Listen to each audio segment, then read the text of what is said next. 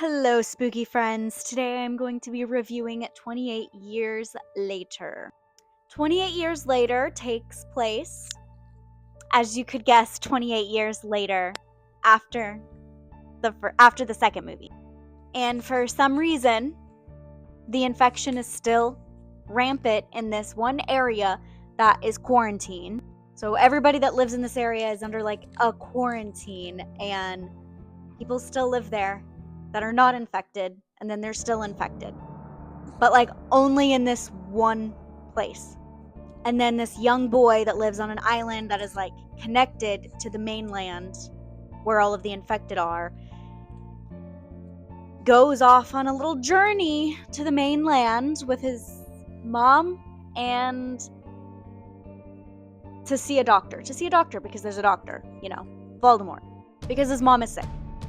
That's essentially the plot of this one. I hated this movie. Let's get into my thoughts. Right off the bat, I hated it. Yet somehow it's still not the worst one. Somehow it got worse. But we're not going to talk about that in this video. We're going to talk about this one. First of all, the entire concept that the virus still exists 28 years later is ridiculous. This should have been 28 months later, because I can understand that viruses and diseases change and they can get stronger, right? I understand that concept, but 28 months later would have made so much sense after it was eradicated, after 28 weeks of the zombies not having anything to feed on and starving out. So how the hell does it get eradicated after 28 weeks, less than 28 weeks, and then still manage to survive for 28 years? No, that's ridiculous. And I don't care how long it took to make this movie.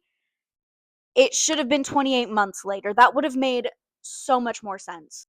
But I I really didn't like this movie. And it sucked because 28 Weeks Later was such a great movie. I was on such a high and so excited to watch this movie, and then it just ruined the entire franchise.